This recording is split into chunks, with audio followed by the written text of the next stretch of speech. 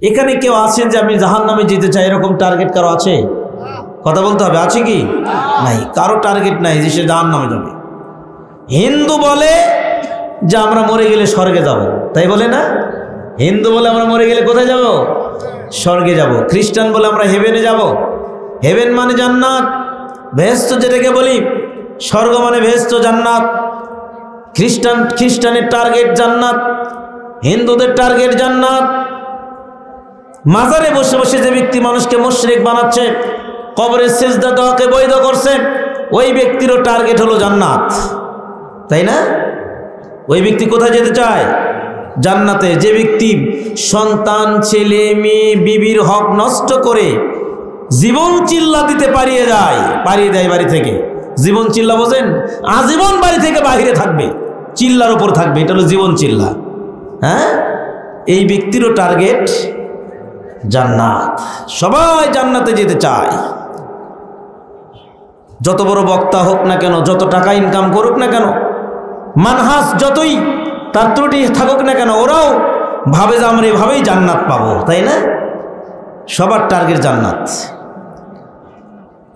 রেজাউল করিম আবরার সাহেব ইল্লাল্লাহ জিকিরের করেও তাই জান্নাত যেতে চায়। আবু তোহা আদনান সালাফি মানহাজকে কটাক্ষ করে ওর টার্গেট হলো জান্নাত। গিয়াসউদ্দিন তাহারি সাহেব ডিজে গানের মতো জিকির করেও জান্নাতে যেতে চায়। কথা বলেন ঠিক কিনা? সবার টার্গেট জান্নাত। কিন্তু জান্নাতে কি সবাই যাবে? না, জান্নাতে সবাই যাবে না। জান্নাতে যেতে হলে ঈমান ও আকীদা একদম ভেজাল মুক্ত রাখতে হবে। ভেজাল ঈমান নিয়ে, আকীদা নিয়ে জান্নাত পাওয়া খুবই কঠিন। জান্নাত সবাই পেতে চাই। জান্নাতের বিনিময় সবচেয়ে বড় যে জান্নাত পাওয়া সহজ হলো ঈমানটাকে মজবুত রাখতে হবে। ইন্নাল্লাযীনা আমানু ওয়া আমিলুস সলিহাত কানাত লাহুম জান্নাতুল ফিরদাউসি নুজুলা। যারা ঈমান আনে, আমলে সলে করে, এদের জন্য রয়েছে জান্নাতুল ফিরদাউস। বলেন সুবহানাল্লাহ। ঈমানটা আপনার জীবনের, আমার জীবনের সবচেয়ে দামি সম্পদ। এরপরে আমল হলো আপনার পুঁজি। আমল যত বেশি হবে, আপনার ঈমান আল্লাহর নিকট তত মজবুত হবে। আপনি আল্লাহর নিকটে তত এর বিনিময় পাবেন, বেনিফিট পাবেন। কিন্তু আমল যদি না থাকে কোনো মূল্য আছে? আমল না থাকলে কোনো মূল্য নাই। কবরের জীবন আমলের প্রয়োজন। ইয়াতবাউল মাইতা সালাসা ফায়ারজুসনানু ইয়াবকা মাহু ওয়াহিদ ইয়াতবাউহু আহলু মালহু আমালু ফায়ারজিউ আহলু মালহু ইয়াবকা আমালু। বুখারীর 6514 নম্বর হাদিস।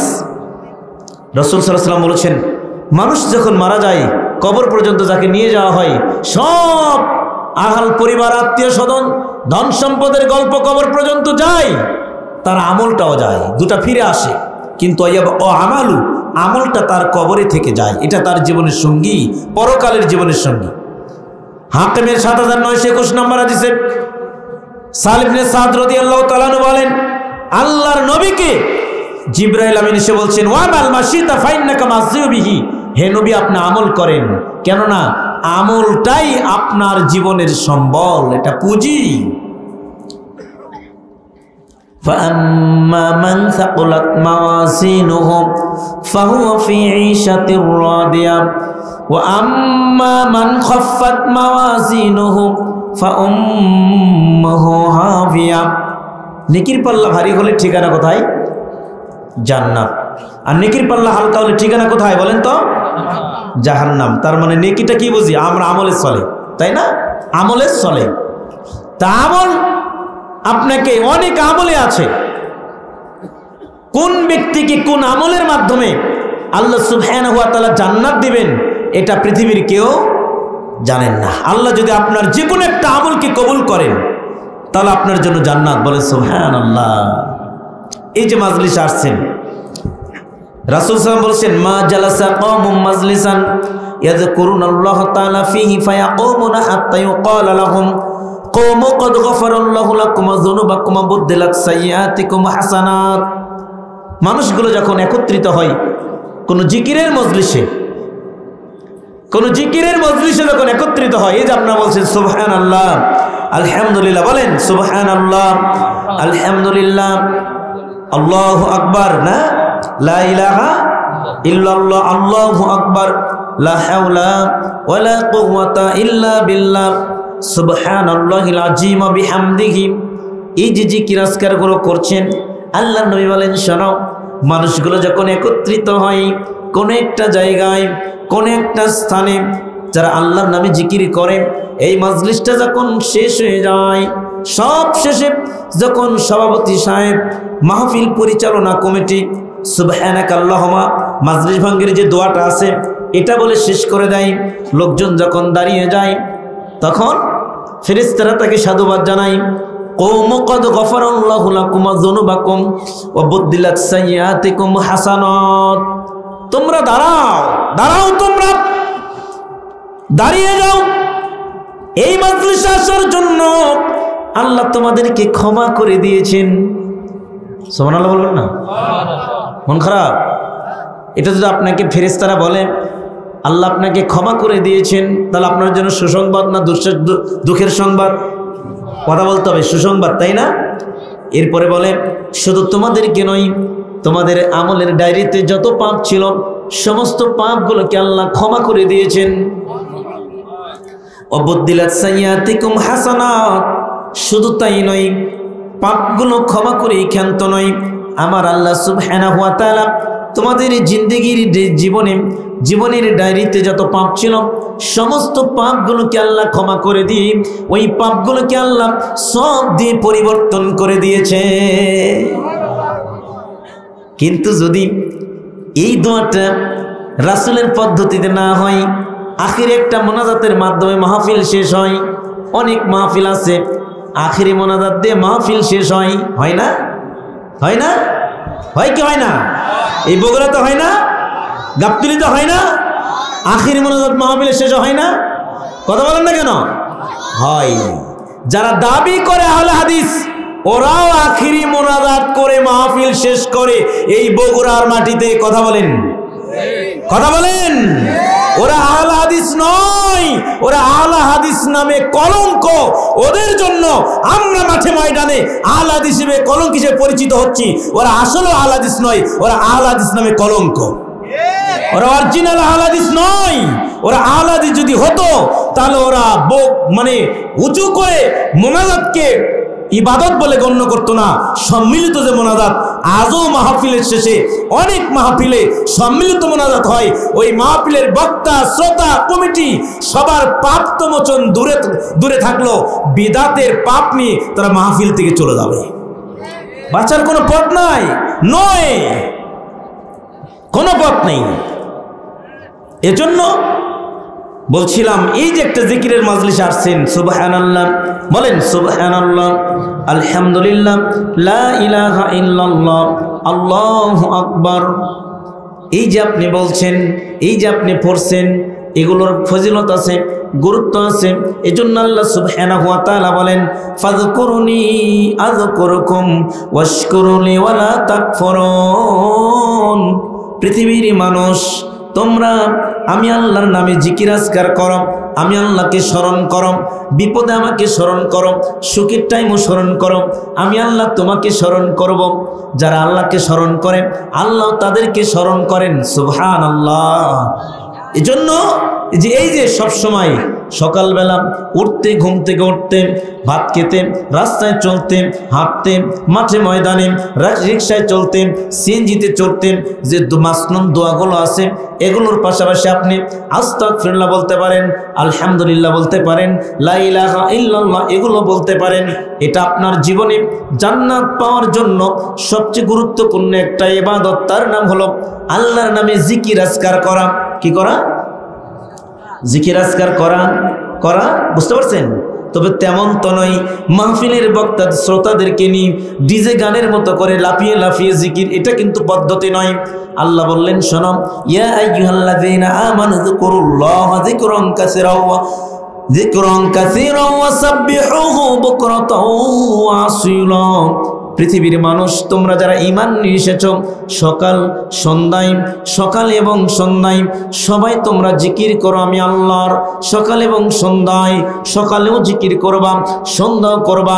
শুধু মাহফিলের ময়দানে নয়, রাস্তায় চলবে জিকির আছে, ঘুমাতে যাবে জিকির আছে, তোমার মাঠে তুমি কাজ করো তখনও তোমার জন্য জিকির আছে। শুধু হেলিয়ে দুলিয়ে সবাই একত্রিত হয়ে সবাই গাজাতে টান দিয়ে দেখবেন মহস্থান ঘরে যাবেন। ওই যে মহস্থান ঘরে 80 মণ 90 মণ 100 মণ করে গাঁজা বিক্রি হয়। ওরা তো সব মুসলমানের বাচ্চা, একটাও তো হিন্দু নয়, তাই না? হিন্দু আছে ওখানে? সব মুসলমানের বাচ্চা। তবে একটা জিনিস থেকে আমরা মুক্তি আছি, ওরা সবাই মাযহাবি দাবি করে, কেউ আহলে হাদিস দাবি করে না। এই হিসেবে বোঝা যায় যে আসলে সালাফি মানহাজ আহলুল হাদিস এরাই সঠিক। কথা বলেন ঠিক কিনা? হিজবুত তাওহীদ আছে না আমাদের দেশে, তো হিজবুত শয়তান মহিলাদের সামনে দিয়ে পুরুষ মানুষে মুসল্লিহে সালাত পড়ে, ফেসবুকে দেখা যায়, আছে কি নাই? সেলিম ভণ্ড আছে না, ও নাম রেখেছে হিজবুত তাওহীদ। ওরে বাবা, আবার নাম রেখেছে হেফাজতে ইসলাম। ইসলামের হেফাজত করবে, ইসলামের হেফাজত না করে মসজিদ আর মাদ্রাসা ভেঙে দিয়ে চুরমার করে দিয়েছে আহলে হাদিসদের। নাম ঠিকই আছে হেফাজতে ইসলাম, কিন্তু কাজ নাই, কাজ হলো শয়তানি কাজ। আছে কি নাই? ফুরফুরিয়া, মুজাদ্দেরিয়া, নকশাবন্দিয়া, চরমোনাই বলেন, আটরশি বলেন, মাঝভান্ডারি বলেন, যত তরিকা, যত মত, যত পথ সবাই দাবি করে হলো হানাফি মাযহাব। করে কি করে না? কথা বলতে হবে, করে কি করে না? হিজবুত তাওহীদ দাবি করে ওরা হানাফি মাযহাব। এই যে আপনার হলো অনেক দল, ওদের নামে যেগুলো তৈরি আছে, যারা অনেকে আছে সালাত পড়ে কি মনেই করে না সালাত পড়তে হবে, দাড়ি রাখার কোনো খবর নেই, কিন্তু রাসূলের আশিক তারা হয়, ওরাও দাবি করে হানাফি মাযহাব। সেই হিসেবে আমরা ভালো আছি, আলহামদুলিল্লাহ বলেন না?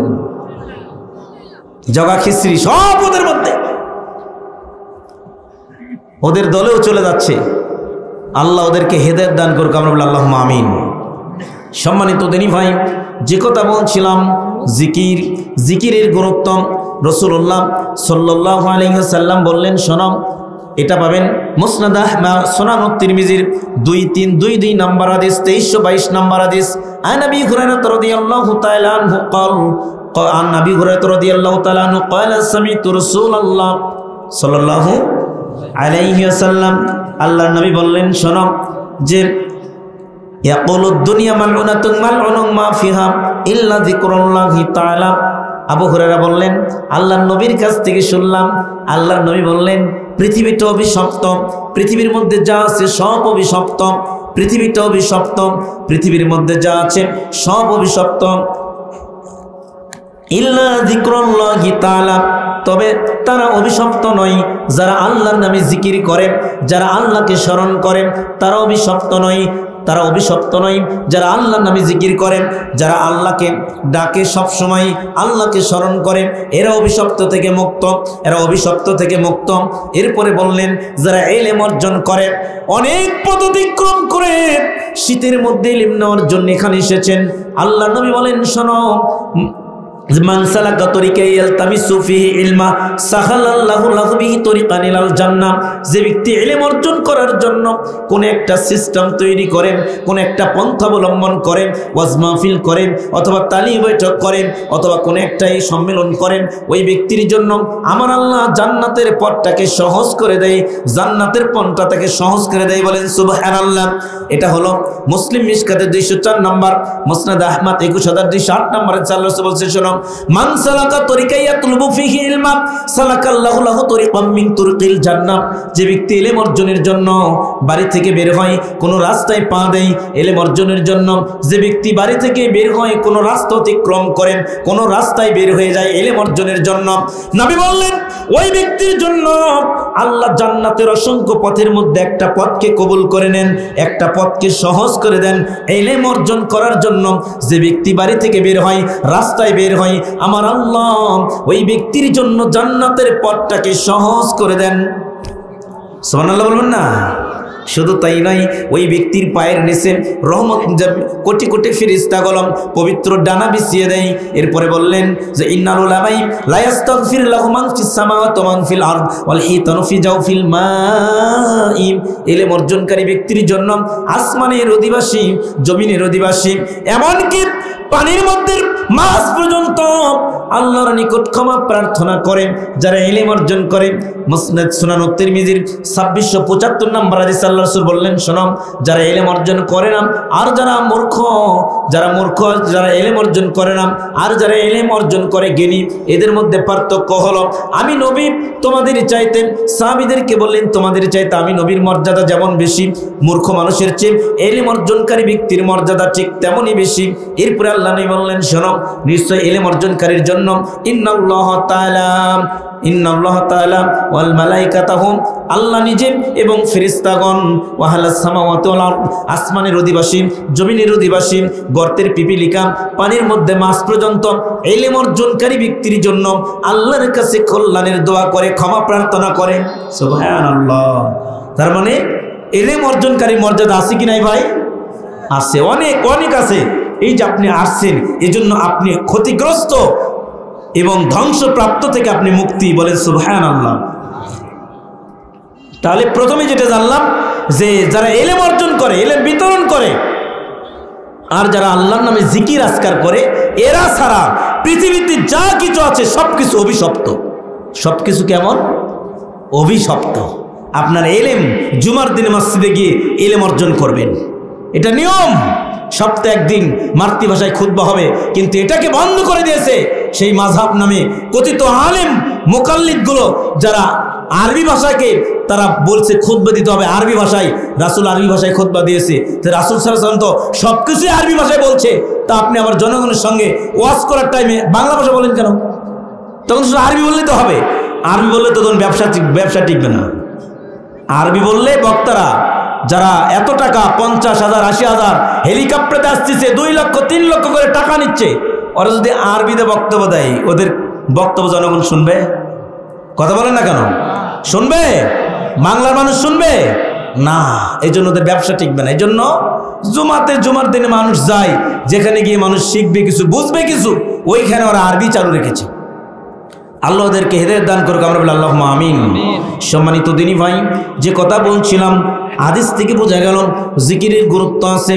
বাইহাকি শুআবুল ঈমানের 7358 নম্বর হাদিস, সিলসিলাতুস সহিহার 1211 নম্বর হাদিস, আন আবি হুরায়রা রাদিয়াল্লাহু তাআলা আনহু قال রাসূলুল্লাহ সাল্লাল্লাহু আলাইহি ওয়াসাল্লাম, সালাসাতু দাওয়াতিন মুস্তাজাবাতুন লা শাক্কা ফিহিন্না, দাওয়াতুল মাজলুম, দাওয়াতুল মাজলুমি, দাওয়াতুল মুসাফির, দাওয়াতুল আল্লাহ সুবহানাহু যাকিরুল্লাহ কাসীরান, ওয়া দাওয়াতুল মাজলুম আল ইমামুল মুকসিত।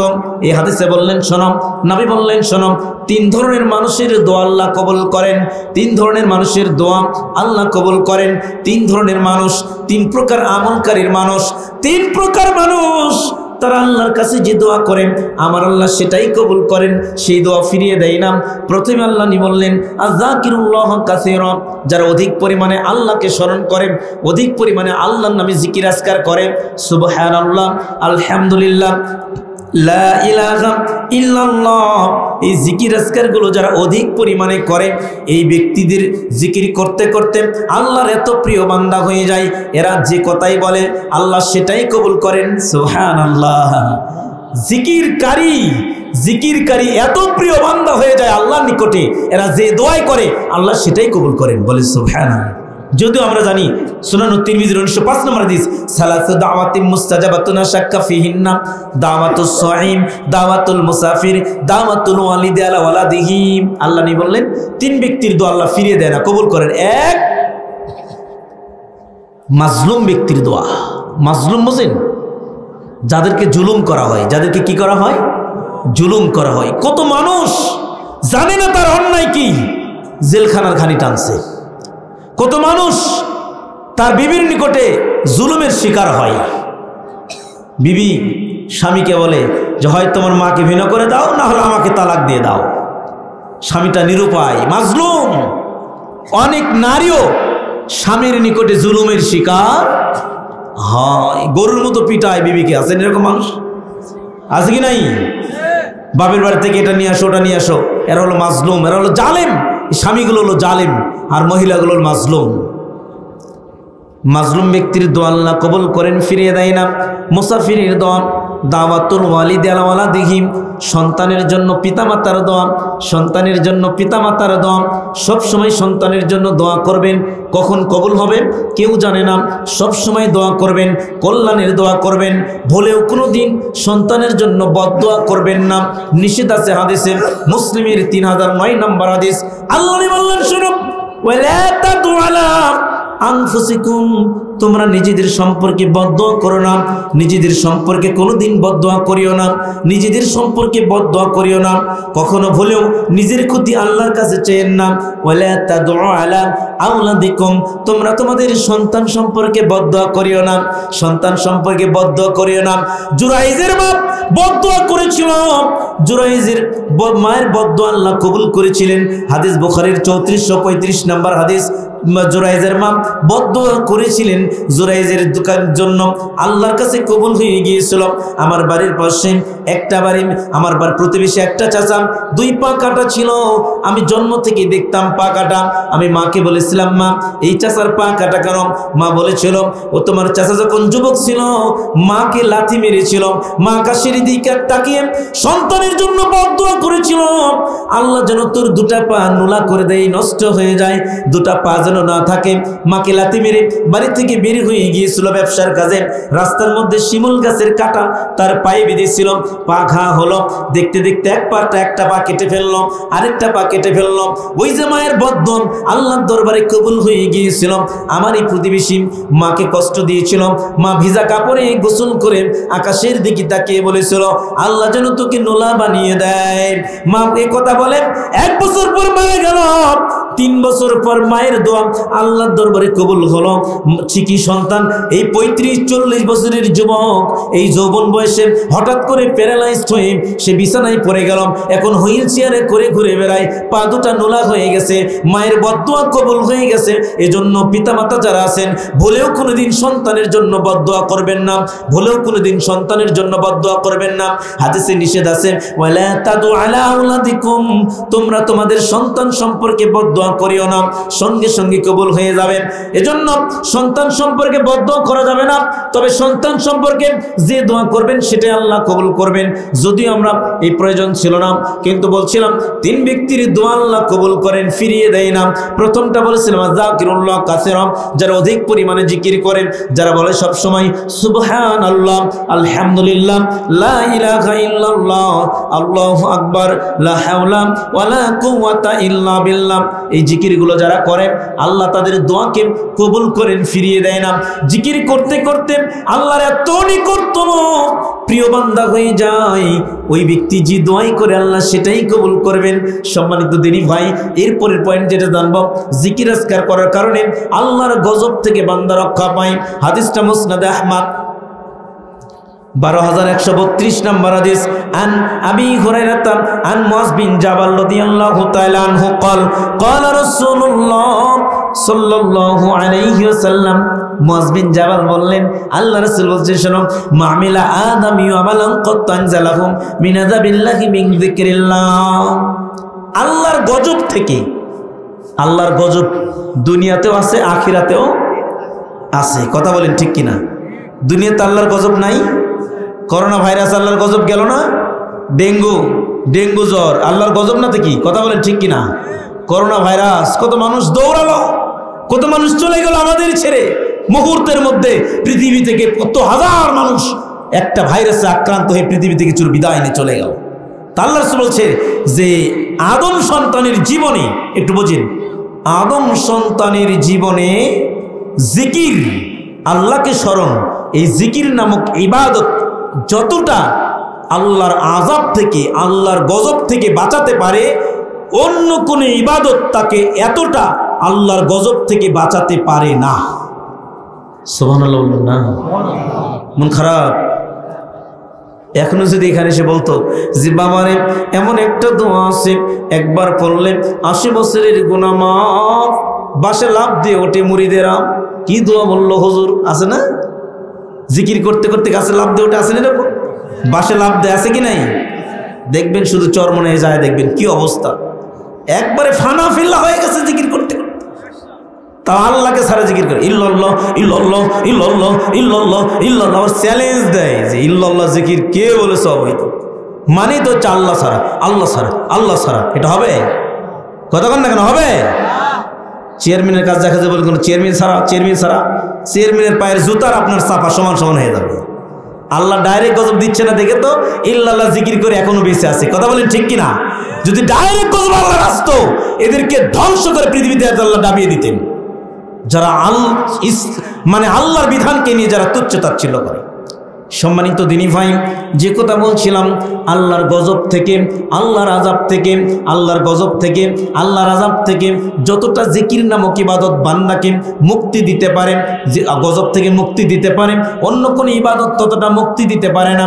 সহিহ তারগিব ওয়াত তারহিবের 1495 1497 নম্বর হাদিসে রাসূল সাল্লাল্লাহু আলাইহি ওয়াসাল্লাম একই কথা বলেছেন। আদম সন্তানের জীবনে কবরের আযাব থেকে জিকির নামক ইবাদত যতটা মুক্তি দিতে পারে, অন্য কোন ইবাদত ততটা মুক্তি দিতে পারে না। কবরের আযাব আছে কি নাই? আছে কি নাই? কবরের আযাব কি পার করে রেখে আসছে আমরা? ওই লাইন কি পার হয়ে আসছে না সামনে আছে? সামনে আছে না? সামনে আছে। কবরের আযাব খুবই কঠিন, কবরের আযাব খুবই ভয়াবহ। আল্লাহর নবী পৃথিবীর শ্রেষ্ঠ মানুষ, যার কোনো গুনাহ ছিল না, যার কোনো ভুল ছিল না, যার কোনো পাপ ছিল না, পৃথিবীর শ্রেষ্ঠ মানুষ আল্লাহর নবী সাল্লাল্লাহু আলাইহি সাল্লামের জীবনে এমন কোন সালাত তিনি শেষ করেননি, তার লাইফে এমন কোন সালাত শেষ করেননি। আম্মা জান আয়েশা সিদ্দিকা বলেন, আল্লাহর নবী প্রত্যেকটা নামাজে 4টা বিষয়ে দোয়া করতেন। কয়টা বিষয়? কয়টা বিষয়? 4টা বিষয় নবী দোয়া না করে, আল্লাহর কাছে মোনাজাত না করে কোনো দিন সালাম ফিরতেন না। আমরা মোনাজাত মনে করি ইমাম সাহেব সালাম ফেরানোর পরে হাত তুলে মোনাজাত দোয়া করবে, মুসল্লি আমিন আমিন বলবে, এটাকে মোনাজাত বলি। কথা বলে ঠিক কিনা? আর নবী বলছেন মোনাজাত হলো ইন্না হাদুকুম ইযা সাল্লা ইউনাজি রাব্বা, বান্দা যখন নামাজে দাঁড়ায় তখন সে মোনাজাতে দাঁড়ায়। নামাজটাই মোনাজাত। নামাজটাই কি? সালাতটা কি বলেন তো? মোনাজাত। একথা আল্লাহ রাসূল বলেছেন। আর আমরা কি করি? মোনাজাতটাকে ভাবি নামাজের পরে। এই জন্য নামাজ নিয়ে মারামারি নাই, কিন্তু মোনাজাত নিয়ে মারামারি ঠিকই আছে। কথা বলেন ঠিক কিনা? সালাত নিয়ে মারামারি আছে নাই, কিন্তু মোনাজাত নিয়ে মারামারি আছে। যেই ব্যক্তি সারা দিন সারাটা সপ্তাহ মসজিদের সাথে সম্পর্ক রাখে না, বিড়িখোর, বদমাইশ, জিনাখোর, সুদখোর, ওই ব্যক্তি জুমার দিনে গিয়ে ইমাম মোনাজাত না করলে তাকে চোখ রাঙিয়ে কথা বলে, বলে না? সারা সপ্তাহ মসজিদের সাথে সম্পর্ক নাই, বদমাইশ, মোনাজাত নেই, হুজুরের সঙ্গে ঝগড়া করে, মারামারি করে। এরকম বদমাইশ টাইপের লোক আছে আমাদের সমাজে, আছে না?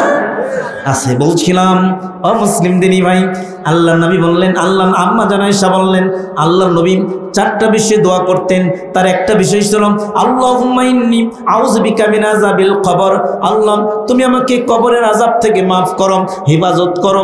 নবীর মতো মানুষ কবরের আযাব থেকে পানা চাইতেন। বারা বিন আযিব বলেন, মুসনাদ আহমদ 18601 নম্বর হাদিস, বারা বিন আযিব বলেন, আল্লাহর নবী সাল্লাল্লাহু আলাইহি ওয়াসাল্লাম আমাদেরকে দেখলেন, আমাদের সাথে ছিলাম, আল্লাহ আমরা নবীর সাথে ছিলাম, হঠাৎ করে দেখলাম কিছু লোক ওখানে দলবদ্ধ হয়ে আছে। আল্লাহ নবী বললেন, ওখানে কি হচ্ছে? আমরা বললাম কবর খনন করা হয়। নবী আমার দ্রুত গতিতে চলে গেলেন, সেখানে দেখলেন, আশপাশে তাকালেন, বললেন, আমরাও বসে পড়লাম। বারা বিন আযিব বলেন, আমি নবীর দিকে তাকিয়ে দেখলাম নবীর চোখ দিয়ে অঝর নয়নে পানি ঝরছে, পানি পড়ে পড়ে নবীর দাড়ি মুবারক ভিজে ভিজে জমিনে পানি পড়ে গেছে। আল্লাহ নবী অনেকক্ষণ নীরবতা পালন করলেন, এরপরে মাথা তুলে বললেন, ও সাহাবী আমার, তোমরা কবর থেকে আল্লাহর নিকটে পানা চাও, কবরের জীবন তোমাদের আছে, কবরের জীবন তোমাদের আছে। কবরের জীবন কঠিন একটা জীবন।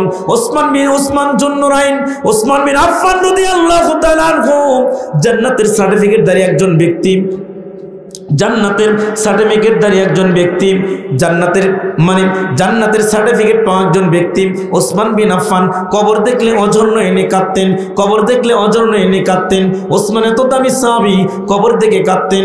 আল্লাহর নবী সাল্লাল্লাহু আলাইহি ওয়াসাল্লাম হাদিস বর্ণনা করেছে, সূরা নুন নাসের হাদিস আল্লাহ রাসূল বলছেন তাহাররাকাম হাদাল্লাযী তাহাররাকা লাহুল আরশ, এমন একজন সাহাবী ছিলেন যে সাহাবী মারা যাওয়ার পর ওই সাহাবীর মৃত্যুতে আল্লাহর আরশ মোবারক আরশ থরথর করে কেঁপেছিল। ওয়া ফুতিয়াত লাহু আবওয়াবুস সামাই, ওই সাহাবীর মৃত্যুতে আমার আল্লাহ আসমানের দরজা খুলে দিয়েছিল। ওয়া শাহিদু সাবউন আলফুম মিনাল মালায়েকা, যে সাহাবীর জানাজায় ৭০,০০০ ফেরেশতা অংশগ্রহণ করেছিল। লাকাদ দুম্মা দাম্মাতান সুম্মা ফুরজানহু, ওই সাহাবীর কবরকেও কবর চাপা দিয়েছিল, কবর ছাড়ে নাই, এরপর প্রশস্ত হয়ে গেছে। এটা যদি ওই সাহাবীর জন্য হয়, আপনার আমার জন্য কেমন হবে? নবী বললেন শোনো, আল্লাহর আযাব আল্লাহর গজব থেকে মুক্তি দিতে পারে আল্লাহর নামে জিকির। মুসলিম দিনী ভাই, সময় খুব সংকীর্ণ, একটা হাদিস বলে আমি শেষ করে দেব আলোচনা, কাল সেদিন চলে যাব। আল্লাহ রাসূল সাল্লাল্লাহু আলাইহি সাল্লাম বলেছেন শোনো, আলা উনাব্বিকুম বিখাইরি আমালিকুম, সুনানুত তিরমিজির 3377 নম্বর হাদিস, 3377 নম্বর হাদিস। ও সাহাবীরা, আমি নবীকে বলবো না এমন একটা ভালো আমলের কথা যে আমলটা করলে ওয়াজকাহিন্দা মালিকিকুম, তোমার মালিক তোমার রব তোমাকে খুব আপন করে নেবে, তুমি তোমার রবের নিকটে প্রিয় বান্দা হবে। ওয়ারফাইহা ফি দারাজাতিকুম, তোমার মর্যাদা তোমার রবের নিকটে বেড়ে যাবে। ওয়া খায়রুল লাকুম মিন ইনফাকি যাহাবি ওয়াল ওয়ারিক, সে আমলটা যদি তুমি করো তাহলে কি হবে? তাহলে যে স্বর্ণ রূপ্র দান করলো যেই ফজিলত, সেই ফজিলত তোমার আমলনামায় লিখে দেওয়া হবে। ওয়া খায়রুল লাকুম মিন আন তালকাদুকুম ফাতাদরিবু আনাকুম ওয়া ইদরিবু আনাকুম, যে আমলটা যদি তোমরা করো, জিহাদের ময়দানে গেলে যারা আহত হয়ে যায়, হাত কেটে যায়, পা কেটে যায়, মুখ থেকে রক্ত বেরিয়ে যায়, জিহাদে গেলে যে ব্যক্তি ক্ষতবিক্ষত হয়, শত্রুকে আঘাত করে, ওই ব্যক্তির চাইতেও দামি বান্দা হিসেবে আল্লাহর নিকটে পরিগণিত হবে। ক্বালু বালা ইয়া রাসূলুল্লাহ, তাড়াতাড়ি বলেন আমলটা কি? আল্লাহ বলেন ক্বালা মিন যিকরিল্লাহ, এটা হলো আল্লাহর নামে সব সময় জিকির আজকার করা। সুবহানাল্লাহ। সম্মানিত দিন,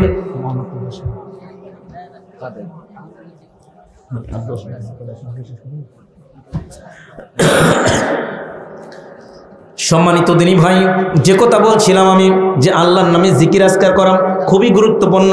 আল্লাহর নবী বুখারী ৬৮৫৬ নম্বর হাদিসে বললেন শোনো, আল্লাহ বলেছেন যে ওয়ানা মা ইযা যাকারনি ফাইন যাকারনি ফি নাফসি যাকারতু ফি নাফসি, আল্লাহ রাসূল বললেন শোনো, যে ব্যক্তি যতক্ষণ জিকির করে আমি আল্লাহ ততক্ষণ তার সাথে থাকি।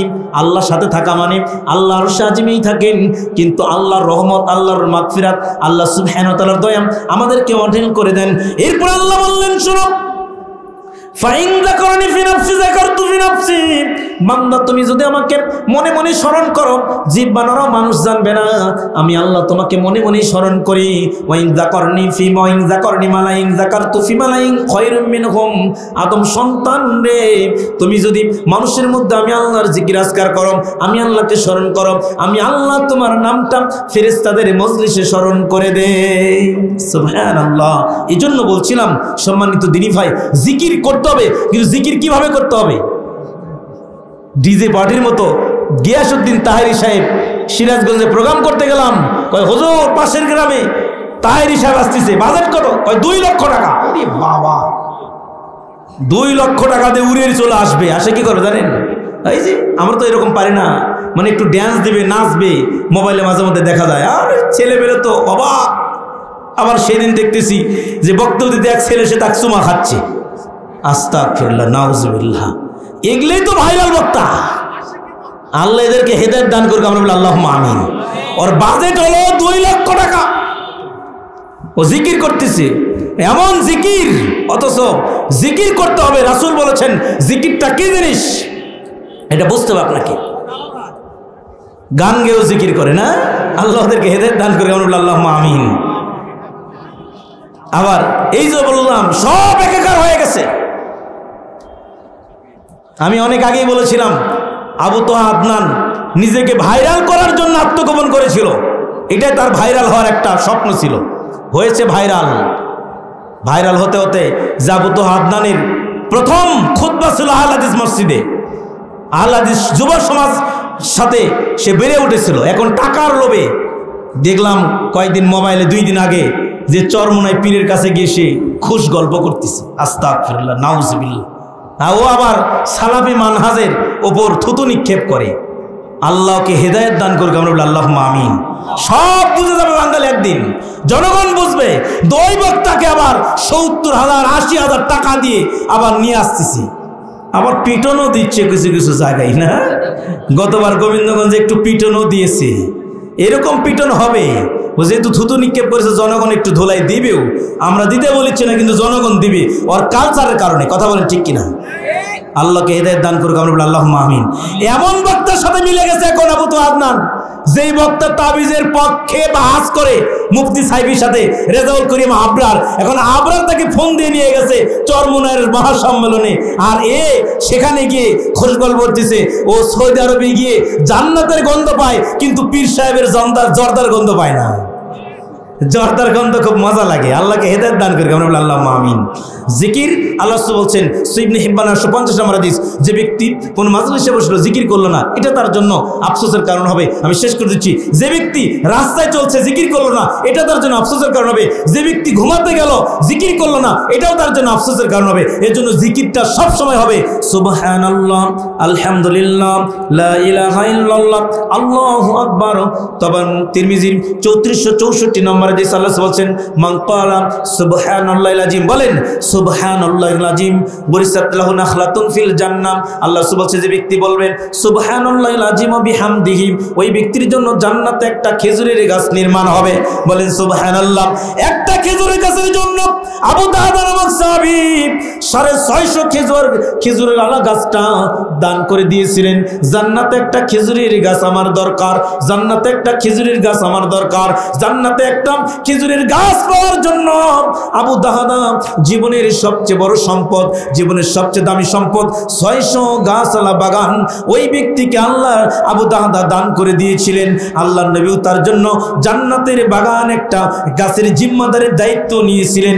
এজন্য একজন সাহাবী জীবনের সব সম্পদ জান্নাতে যদি একটা খেজুরের গাছের জন্য দান করতে পারেন, আল্লাহ নবী বলছেন যে ব্যক্তি মান বানাল্লাহু মাসজিদান লিল্লাহি তাআলা বানাল্লাহু বাইতান ফিল জান্নাহ, যে ব্যক্তি মসজিদ নির্মাণ করবে আমার আল্লাহ তার জন্য জান্নাতে একটা ঘর নির্মাণ করবে। বলেন সুবহানাল্লাহ। জান্নাতের ঘরগুলো এত দামি হবে, জান্নাতের ইটগুলো হবে স্বর্ণের, জান্নাতের সিমেন্টগুলো হবে মৃগ নবীর কস্তুরীর মতো এরকম গন্ধ দিয়ে, হীরার টুকরা দিয়ে জান্নাতের ঘর হবে। জান্নাতের বালাখানার কোনো কলম লাগবে না, কোনো পাইলিং করা লাগবে না। চলপরা ব্রিজ যা দেখেন পাইলিং করতে যাচ্ছে 1 বছর, তাও ঠিক হয় না। কথা বলেন, এই চলপরা ব্রিজ পার হন আপনারা, পাইলিং করতেই চলে যাচ্ছে সময়। জান্নাতে যে ঘরটা দেওয়া হবে, তোরা জুহুর হামিম বুতিনিয়া বুতুন হামিম জুহরিয়া, ভিতর থেকে বাহির দেখা যাবে, বাহির থেকে ভিতর দেখা যাবে। এত দামি এত স্বচ্ছ পদার্থ দিয়ে জান্নাতের বালাখানা আল্লাহ তৈরি করবেন। জান্নাতের বালাখানা এত দামি হবে, আল্লাহ বলছেন মাউদিউ সাউতিন ফিল জান্নাহ খায়রুম মিনাদ দুনিয়া মা ফিহা। জান্নাতের ভিতরে এক টুকরা চাবুক রাখলে চাবুকের নিচে যতটুকু জায়গা, এতটুকু জায়গার দাম এত বেশি হবে। তামাম পৃথিবীর মধ্যে যা আছে সব বিক্রি করে দেয়, জান্নাতের এক টুকরা চাবুক রাখার সমতুল্যর মূল্য হবে না। পৃথিবীতে কত দামি দামি সম্পদ, যাও সিঙ্গাপুরে মালয়েশিয়ার বিল্ডিং গুলো দেখলে মাথায় নষ্ট হয়ে যায়। কত বড় বড় উঁচু উঁচু বিল্ডিং গুলো দাঁড়িয়ে আছেন। নবী বললেন ওই যে উঁচু বিল্ডিং নয়, এই পৃথিবীর সব কিছু বিক্রি করলে জান্নাতের এক টুকরা চাবুক রাখার সমতুল্য জায়গার দাম হবে না। এত দামি হলো জান্নাত। এই জান্নাত আপনি পাবেন, আল্লাহ নি বলেছেন শোনো, আল্লাহ বলছেন ফালিয়াত্তাকিয়ান্নান নার, জাহান্নামের আগুন থেকে বাঁচার জন্য তোমরা একটা খেজুরের আটিও যদি হয়, 1 টাকাও যদি হয়, আল্লাহ রাস্তায় ব্যয় করিও। আল্লাহর ঘর মসজিদ নির্মাণ করলে জান্নাতে ঘর নির্মাণ হয়। ওই মসজিদ নয় যেই মসজিদে হুজুর জর্দাকে খুতবা দেয়, ওই মসজিদে দান করিয়েন না। যেই মসজিদে আকীদা ভ্রান্ত শিখায়, যেই মাদ্রাসায় ভ্রান্ত আকীদা শিখায়, ওই মাদ্রাসায় দান করলে ওই দানের সঙ্গে ওই হুজুরের সঙ্গে আপনাকে আল্লাহর কাঠগড়ায় দাঁড় করিয়ে দিবে। এজন্য সহি দিনের দাওয়াত যেখানে হয় সেই মসজিদগুলোতে আপনি দান করেন, একটু মন খুলে দান করিয়েন। সেখানে যেখানে দিনের দাওয়াত হয় সেখানে আপনি দান করিয়েন, আল্লাহ রহম করবে ইনশাআল্লাহ। মুসলিম দিনী ভাই, যে কথা বলতেছিলাম যে আপনাকে আল্লাহ রাসূল বলেছেন শোনো, আল্লাহ বলেছেন আদম সন্তান তুমি যদি দান করো আমি আল্লাহ আসমান থেকে তোমার জন্য ব্যয় করব। তুমি যদি আমি আল্লাহর পথে ব্যয় করো আমি আল্লাহ তোমার জন্য ব্যয় করব। আল্লাহ যদি আমার জন্য ব্যয় করে আপনি আমি গরিব থাকবো না, ধনী হয়ে যাব। আপনি আমি গরিব থাকবো না, ধনী হয়ে যাব। এজন্য আল্লাহ বলেছেন শোনো, মান যাল্লাযী ইউকরিদুল্লাহ করদান হাসানা ফায়ুদাইফাহু লাহু আদআফান কাসীরা। কি আছে তোমাদের মধ্যে আমি আল্লাহর পথে ব্যয় করবেন, আমি আল্লাহর পথে দান করবেন, আমি আল্লাহর এত দয়া আমি আল্লাহর এত রহমত, আমি আল্লাহর এত দয়া, আমি আল্লাহ তুমি যদি আমার পথে ব্যয় করো, আমি আল্লাহ তোমার সম্পদ দিয়ে তোমাকে তোমার সম্পদগুলোকে দ্বিগুণ করে দিব। অন্য জায়গায় আছে তোমার সম্পদ যে পরিমাণ আছে তার চেয়ে বহুগুণে আমি আল্লাহ তোমার সম্পদকে বৃদ্ধি করে দিব।